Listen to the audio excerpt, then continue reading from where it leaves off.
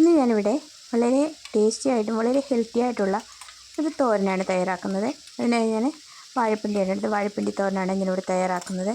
വളരെ വേഗത്തിൽ തന്നെ തയ്യാറാക്കാം. അതുപോലെ തന്നെ നല്ല ടേസ്റ്റാണ്, നല്ല ഹെൽത്തിയാണ്. അധികം കുറേ നാരുകളൊക്കെ ഉള്ളതുകൊണ്ട് വളരെ ഹെൽത്തി ആയിട്ടുള്ളതാണല്ലോ. പിന്നെ വളരെ ടേസ്റ്റിയാണ് ചൂട് ചോറിൻ്റെ കൂടെ കഴിക്കാൻ. നിങ്ങളിതുപോലെ തയ്യാറാക്കി നോക്കുക.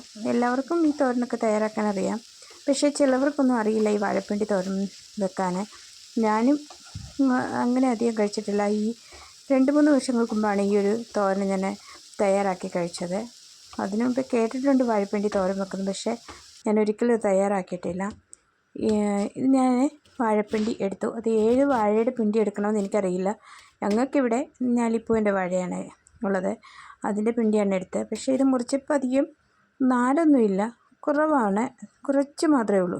പിന്നെ ഉള്ളതൊക്കെ കളഞ്ഞതിന് ശേഷം ഇതൊക്കെ ഒന്ന് കുത്തി അരിഞ്ഞെടുക്കണം. ഇതുപോലെ ആദ്യം റൗണ്ടിൽ മുറിച്ചതിന് ശേഷമാണ് ഞാനിത് അരിയുന്നത്. ഇത് കട്ടിങ് ബോർഡിൽ വെച്ചിട്ട് അത് അരിയുവാണ്. ഇതുപോലെ ചെറുതായി അരിഞ്ഞതിന് ശേഷം നമ്മൾ തോരൻ വെക്കുന്ന എല്ലാ സാധനങ്ങളും തോരൻ വെക്കുന്ന പോലെ തന്നെ അരപ്പ് ചേർത്ത് തോരൻ വെക്കുക എന്നുള്ളതേ ഉള്ളൂ. പിന്നെ നിങ്ങൾ ആദ്യമായിട്ടാണ് എൻ്റെ ചാനൽ കാണുന്നതെങ്കിൽ സപ്പോർട്ട് ചെയ്യണം, സബ്സ്ക്രൈബ് ചെയ്യുക. പിന്നെ എൻ്റെ വീഡിയോസൊക്കെ കാണണം, നിങ്ങളുടെ അഭിപ്രായമൊക്കെ അറിയിക്കണം. അഭിപ്രായമൊക്കെ ഉണ്ടെങ്കിൽ മാത്രമേ നമുക്ക് മുമ്പോട്ട് പോകാൻ പറ്റത്തുള്ളൂ. അതുകൊണ്ട് തീർച്ചയായിട്ടും അഭിപ്രായം അറിയിക്കുക. പിന്നെ ഈ വാഴക്കൂമ്പ് തോരനും വാഴപ്പിണ്ടി തോരനും ഒക്കെ എല്ലാ വാഴയുടെയും ഉപയോഗിക്കാമെന്നുള്ളത് അറിയാവുന്നവരൊന്ന് പറയണേ. ഞങ്ങൾക്കിവിടെ ഞാലിപ്പൂവൻ വാഴ, അതുപോലെ പാളയം തോരൻ, അത് മാത്രമേ കിട്ടത്തുള്ളൂ. ആ 2 വാഴയുണ്ട് ഞങ്ങൾക്ക്. അതിൽ നിന്നുള്ള വാഴക്കൂമ്പും വാഴപ്പിണ്ടിയൊക്കെയാണ് ഞാനിവിടെ ഉപയോഗിക്കുന്നത്. അത് നല്ലതാണെന്ന് എനിക്ക് തോന്നുന്നു. ഞാൻ കഴിച്ചിട്ട് ഞങ്ങൾക്ക് കുഴപ്പമൊന്നുമില്ല, ഒരു കുഴപ്പമില്ലാതെ പോന്നു.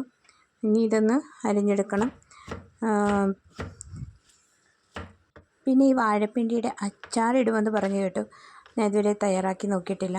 അതും നല്ലതാണെന്ന് ഇങ്ങനെ പറഞ്ഞു കേട്ടു. ഒരു ദിവസം അതും തയ്യാറാക്കി നോക്കണം, വാഴപ്പിണ്ടിയുടെ അച്ചാർ. നിങ്ങൾ കഴിച്ചിട്ടുണ്ടെങ്കിൽ നിങ്ങളുടെ അഭിപ്രായം അറിയിക്കാൻ, നിങ്ങൾക്ക് ഇഷ്ടപ്പെട്ടു എന്നുള്ളത്. അതിന് ശേഷം ഇതെല്ലാം ഒന്ന് അരിഞ്ഞതിന് ശേഷം ഇനി നമുക്ക് മസാല തയ്യാറാക്കണം എന്ന് പറഞ്ഞാൽ തേങ്ങാക്കൂട്ട്. ഞാനിവിടെ ഇതെല്ലാം ഒന്ന് കൊത്തി അരിഞ്ഞെടുത്തിട്ടുണ്ട്. ഈ രീതിയിലാണ് അരിഞ്ഞെടുത്തത്. പിന്നെ കയ്യിൽ പിടിച്ച് കൊത്തി അരിയാം. ഞാൻ ഈ കട്ടിംഗ് ബോർഡിൽ വെച്ച് ഇതുപോലെ ഒന്ന് അരിഞ്ഞെടുത്തു. ഇനി ഇത് നമുക്ക് അരപ്പ് തയ്യാറാക്കണം. അരപ്പിന് വേണ്ടി ഞാനിവിടെ തേങ്ങ എടുത്ത്, നമ്മളൊക്കെ തോരൻ വെക്കുന്ന പോലെ തന്നെ ആണ് തേങ്ങ എടുത്തിട്ടുണ്ട്. തേങ്ങ ഞങ്ങൾക്കിവിടെ കുറവാണ് കിട്ടുന്നത്, അതുകൊണ്ട് തേങ്ങ ഒന്നും അധികമായിട്ട് ചേർത്തിട്ടില്ല. ചെറിയ ചെറിയ തേങ്ങ, അതിന് 30 രൂപ ഒക്കെ നല്ല വിലയിലാണ് തേങ്ങ കിട്ടുന്നത്. ഉൾക്കട്ടിയില്ലാത്ത തേങ്ങയാണ് കിട്ടുന്നത്, അതുകൊണ്ട് അധികം എടുത്തില്ല. ഇതിലേക്ക് പച്ചമുളക്, ജീരകം, വെളുത്തുള്ളി, മഞ്ഞൾപ്പൊടി ചേർത്ത് ഇനി ഇതൊന്ന് ഈ രീതിയിൽ ചതച്ചെടുത്തിട്ടുണ്ട്. ഇനി നമുക്ക് തോരൻ വെക്കണം. അതിനായി പാന് അടുപ്പിലേക്ക് വെച്ച് ഇതിലേക്ക് നമുക്ക് എണ്ണ ഒഴിച്ച് കൊടുക്കാം. എണ്ണയൊന്ന് ചൂടായി വരുമ്പം നമ്മൾ തോരൻ വെക്കുന്ന പോലെ തന്നെ കടുകിട്ട് ഒന്ന് പൊട്ടിക്കഴിയുമ്പോൾ ഇനി നമുക്ക് ഉള്ളി ചേർത്ത് വഴറ്റിയെടുക്കണം.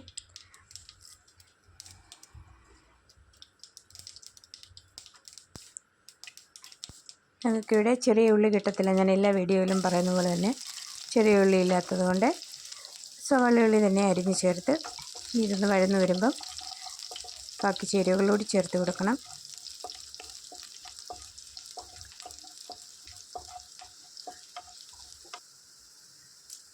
ഇതിലേക്ക് കറിവേപ്പില ചേർത്ത് കൊടുത്തിട്ടുണ്ട്.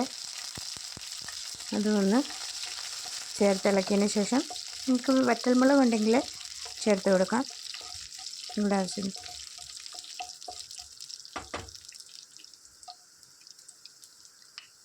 ഞാനിവിടെ വറ്റൽമുളക് ചേർത്ത് കൊടുത്തിട്ടുണ്ട്. ചെറുതായൊന്ന് മുറിച്ച് ചേർത്ത് കൊടുത്ത് ഇതെല്ലാം ഒന്ന് നല്ല ഫ്രൈ ആക്കി കിട്ടുമ്പം നമ്മൾ അരിഞ്ഞു വെച്ചിരിക്കുന്ന വാഴപ്പിണ്ടി അത് നമുക്ക് ചേർത്ത് കൊടുക്കാം. കുറേശ്ശെ ചേർത്ത് കൊടുത്തിട്ട് ഇളക്കിയെടുക്കാം. നല്ല ടേസ്റ്റാണ് ഇതിന്. നിങ്ങൾ ആരെങ്കിലും കഴിക്കാത്തവരുണ്ടെങ്കിൽ തീർച്ചയായിട്ടും നിങ്ങൾ തയ്യാറാക്കി നോക്കുക. തീർച്ചയായിട്ടും നിങ്ങൾക്ക് ഇഷ്ടപ്പെടും. നല്ല ടേസ്റ്റ് തന്നെയാണ്.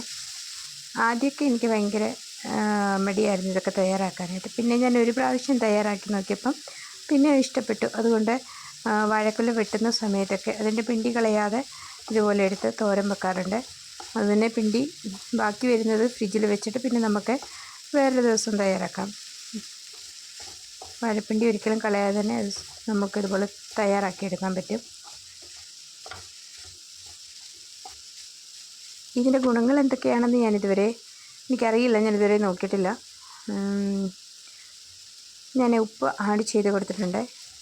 ഉപ്പ് ആഡ് ചെയ്തതിന് ശേഷം ഇതൊന്നുകൂടി ഇളക്കിയിട്ട് ഇനി നമുക്ക് തയ്യാറാക്കി വെച്ചിരിക്കുന്ന അരപ്പ് ചേർത്ത് കൊടുക്കണം. ഇതിൻ്റെ ഗുണങ്ങൾ എന്താണെന്നൊക്കെ അറിയാവുന്നവരൊന്ന് പറയണേ. ഇനി ഇതിലേക്ക് നമുക്ക് അരപ്പ് ചേർത്ത് കൊടുക്കാം. ചതച്ച് വെച്ച തേങ്ങാക്കൂട്ട് ചേർത്ത് ഇനി നമുക്കിതൊന്ന് ഇളക്കി നല്ലോണം ഇത് എല്ലാം ഒന്ന് പിടിച്ച് കഴിയുമ്പോൾ അടച്ചു വെച്ച് വേവിച്ചെടുക്കണം. കഴിഞ്ഞ് പെട്ടെന്ന് തന്നെ നമുക്കത് തയ്യാറാക്കിയെടുക്കാൻ പറ്റും. ഈ അരിയുന്ന ഒരു ബുദ്ധിമുട്ട് മാത്രമേ ഉള്ളൂ. അത് ഈ കൈ വെച്ച് കൊത്തി അരിയുന്നവർക്കാണെങ്കിൽ എളുപ്പം സ്പീഡുള്ളവർക്കാണെങ്കിൽ അത് പെട്ടെന്ന് തന്നെ അരിഞ്ഞെടുക്കാൻ പറ്റും. അല്ല ഞാൻ ചെയ്ത പോലെ കട്ടിംഗ് ബോർഡിൽ വെച്ച് അരിയുന്നവർക്കാണെങ്കിലും കുഴപ്പമില്ല, പെട്ടെന്ന് തന്നെ നമുക്ക് അതരിഞ്ഞെടുക്കാൻ പറ്റും. ഇതെല്ലാം ഞാൻ മസാലയൊന്ന് എല്ലാത്തിലും ഒന്ന് ചേർത്തതിന് ശേഷം ഇന്ന് അടച്ച് വെച്ച് നമുക്ക് ചെറുതീയിൽ വെച്ച് ആവിയിൽ വേവിച്ചെടുക്കണം. ഇതുപോലെ വെന്ത് കഴിയുമ്പം അതിൻ്റെ വെള്ളമൊക്കെ ഒന്ന് വറ്റുന്നവരെ നമുക്ക് തുടർച്ചയായിട്ട് തുറന്ന് വെച്ച് തന്നെ ഇളക്കി കൊടുത്തുകൊണ്ടിരിക്കാം. ഈ നോൺ സ്റ്റിക്ക് പാത്രമായതുകൊണ്ട് അധികം പെട്ടെന്ന് അങ്ങനെ വെള്ളം വറ്റി പോകത്തില്ല. അതേസമയം ചീനച്ചട്ടിയിലൊക്കെ ആണെങ്കിൽ പെട്ടെന്ന് തന്നെ ഇത് നല്ലവണ്ണം വെള്ളം വറ്റും. അതുപോലെ നല്ല ഫ്രൈ ആയിട്ട് തന്നെ ഇരിക്കും. പക്ഷേ നോൺ സ്റ്റിക്കിൽ അത്രയും വെള്ളം പോകത്തില്ല. ഇത് എന്താണെങ്കിലും ശകലം വെള്ളത്തിൻ്റെ അംശം ഉണ്ടായിരിക്കും. പിന്നെ നിങ്ങൾക്കിഷ്ടമുള്ള ഏത് പാത്രമാണെന്ന് വെച്ചാൽ അതിൽ തയ്യാറാക്കുക. നിങ്ങൾക്കിഷ്ടപ്പെട്ടുവെങ്കിൽ നിങ്ങളുടെ അഭിപ്രായം അറിയിക്കുക. അപ്പോൾ അടുത്ത വീഡിയോയിൽ കാണാം. ഓക്കെ.